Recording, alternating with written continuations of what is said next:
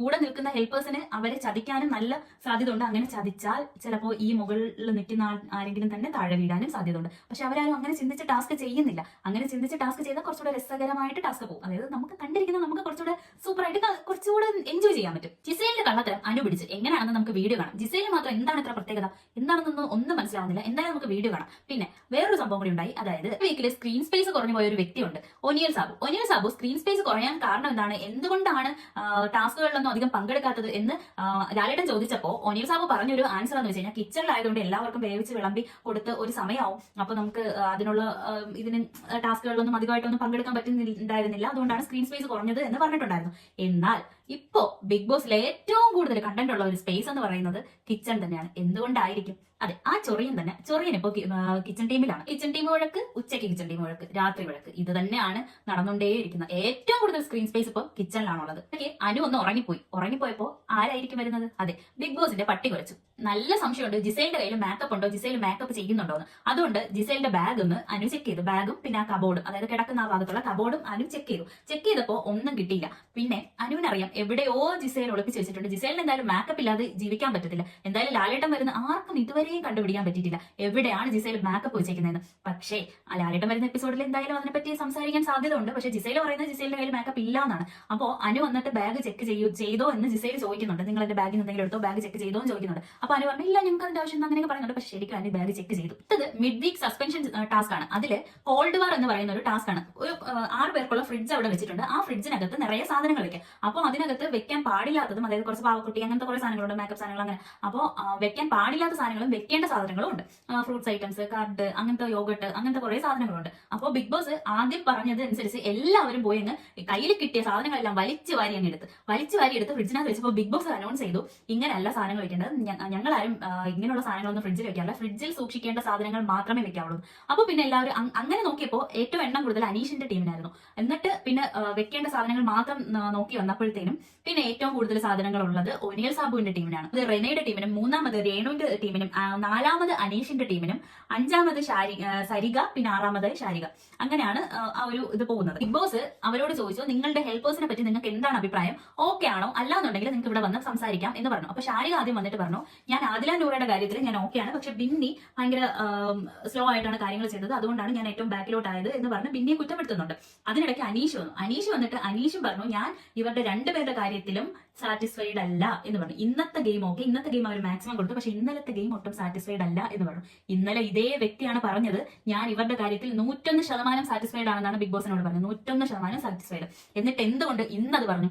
എന്തായിരിക്കും കാരണം? അതായത് ഇന്നലെ ഇവരെ എന്താണ് മോശം പറഞ്ഞു കഴിഞ്ഞാൽ പുള്ളിക്കാരനറിയാം ഇന്ന് എന്തായാലും ഗെയിം ഉണ്ടാവും, അപ്പൊ ഇവര് ചിലപ്പോൾ തിരിച്ച് ചെയ്യാൻ സാധ്യത ഉണ്ട് എന്ന് കണ്ടിട്ട് ഇന്നലെ സപ്പോർട്ട് ചെയ്തെങ്കിലും ഇന്നത്തെ ഗെയിം ഇന്നലത്തെ ഗെയിം ഇങ്ങനെ. ശരിക്കും ഇങ്ങനെ എന്താണ് ഉദ്ദേശിക്കണമെന്ന് മനസ്സിലാവില്ല. ഡബിൾ സ്റ്റാൻഡിലാണ് കളിക്കുന്നത്. പിന്നെ വേറൊരു കാര്യം കൂടി, ബിഗ് ബോസ് ഈ ടാസ്ക് തുടങ്ങിയപ്പോൾ തന്നെ പറഞ്ഞിട്ടുണ്ടായിരുന്നു, നിങ്ങൾ ആർക്ക് വേണ്ടിയാണോ നിൽക്കുന്നത് അവരെ നിങ്ങൾക്ക് തോൽപ്പിക്കാൻ വേണ്ടിയിട്ടും ശ്രമിക്കാം എന്ന് പറഞ്ഞിട്ടുണ്ട്. പക്ഷെ ആ സ്ട്രാറ്റജി ഇതുവരെ ആരും എടുത്തിട്ടില്ല. ശരിക്കും അങ്ങനെ വേണമെങ്കിലും ചെയ്യാം. കാരണം ഇതിപ്പം ഇവിടെ ആരും അങ്ങോട്ടും ഇങ്ങോട്ടും പരസ്പരം അറിയാത്ത ആൾക്കാരാണ്. അത് മാത്രമല്ല, ഇപ്പൊ അറിയുമെങ്കിൽ പോലും ഇതൊരു ഗെയിമാണ്, അവരിത് ഇങ്ങനെ തന്നെ ആയിരിക്കും എന്ന് കണ്ടിട്ട് വന്ന ആൾക്കാരുമാണ്. അപ്പോൾ അങ്ങനെ ചെയ്യേണ്ടിയിരുന്നു എന്ന് തോന്നി. അങ്ങനെയാണെങ്കിൽ കുറച്ചുകൂടി നല്ലതായിരിക്കും. എന്തായാലും ബിഗ് ബോസ് അതായിരിക്കാം ഉദ്ദേശിച്ചത്. പക്ഷെ ആരും അതിനൊത്ത് അത്രത്തോളം അങ്ങ് വളർന്ന് വന്നിട്ടില്ല. അനി തിരിച്ചും പറഞ്ഞു, ഞങ്ങൾ 100% കൊടുത്തിട്ടാണ് നിന്നത്, പക്ഷെ ഇവന് നന്ദിയില്ല എന്നൊക്കെ പറഞ്ഞിട്ട് അപ്പാനി അനിയും കൂടി അവിടെ കിടന്ന് ഭയങ്കര ബഹളം ഉണ്ടാക്കുന്നുണ്ട്.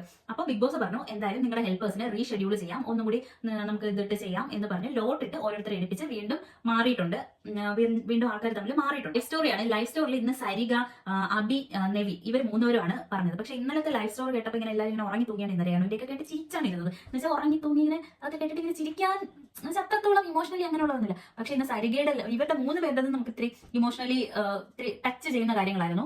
സരികയുടെ കാര്യം പറഞ്ഞപ്പോൾ സരികയുടെ ആദ്യത്തെ കുട്ടി അബോഷനായി, രണ്ടാമത്തെ കുട്ടി വയറ്റിൽ വെച്ച് തന്നെ മരണപ്പെട്ടു. അപ്പൊ അവരുടെ വീട്ടിലാണ് അടക്കിയ വീട് അവർക്ക് നഷ്ടപ്പെട്ടു. അതായത് കൊടുക്കേണ്ടി വന്നപ്പോൾ അവര് പിന്നീട് അവരുടെ കയ്യിൽ പൈസ ഉണ്ടായ സമയത്ത് അവർ അതിന്റെ ഇരട്ടി പൈസ കൊടുത്ത് ആ വീട് വാങ്ങി, അങ്ങനെയുള്ള കാര്യങ്ങളൊക്കെ പറഞ്ഞു. അതൊക്കെ ഭയങ്കര ഇമോഷണലി എല്ലാവർക്കും ഭയങ്കരമായിട്ട് വിഷമം ഉണ്ടാക്കി. എല്ലാവരും ഭയങ്കര കരച്ചിലൊക്കെ ആയിരുന്നു. നെവീന്റെ കഥ കേട്ടിട്ടും എല്ലാവരും അങ്ങനെ തന്നെ ആയിരുന്നു. നെവീൻ ഓൾറെഡി അറിയാം, നെവീൻ ഒരു ലേഡീസിന്റെ ഒരു സംസാരവും നടത്തയും അങ്ങനെയൊക്കെ ഉണ്ടെന്നറിയാം. അപ്പോൾ പുള്ളിക്കാരൻ അത് കൊച്ചിലേ അനുഭവിക്കുന്ന കാര്യമാണ്. പിന്നെ അതുപോലെ അബിയുടെ കാര്യം അങ്ങനെ തന്നെയാണ്. പുള്ളിക്കാരൻ ഡിസബിൾഡ് ആയതുകൊണ്ട് എല്ലാവരും കളിയാക്കും, അങ്ങനെയൊക്കെയുള്ള കാര്യങ്ങൾ. എന്തായാലും ജിസേലിന്റെ പിറകുന്ന് മാറാൻ ഒട്ടും നിവൃത്തിയില്ല. കാരണം അനു നല്ലോണം ജിസേലിന്റെ കയ്യിൽ ഈ മേക്കപ്പ് സാധനങ്ങൾ ഉണ്ടോ എന്ന് അറിയാൻ വേണ്ടി നന്നായിട്ട് പരതുന്നുണ്ട്. എന്തായാലും എന്തൊക്കെയോ കണ്ടുപിടിച്ചിട്ടുണ്ട്, അതൊക്കെ അവിടെ കാണിക്കുന്നുണ്ട് ഇങ്ങനെ കണ്ടുപിടിച്ചതായിട്ടും. അതായത് ഒരു ടിഷ്യൂല് പൊതിഞ്ഞ് മേക്കപ്പ് വെച്ചിരിക്കുന്നത്.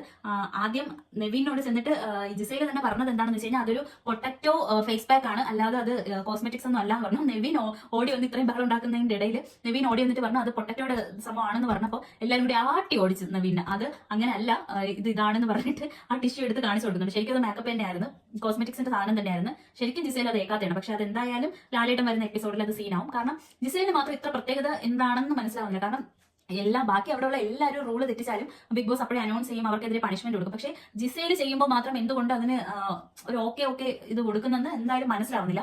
എന്നാലും നമുക്ക് വരുന്ന എപ്പിസോഡുകളിൽ കാണാം. പിന്നെ ഇതിനിടയ്ക്ക് വെച്ച് രസകരമായ ഒരു കാര്യം കൂടി നടക്കുന്നുണ്ട്. നെവിൻ ഫുഡ് മോഷ്ടിച്ച് തിന്നുന്നുണ്ട്.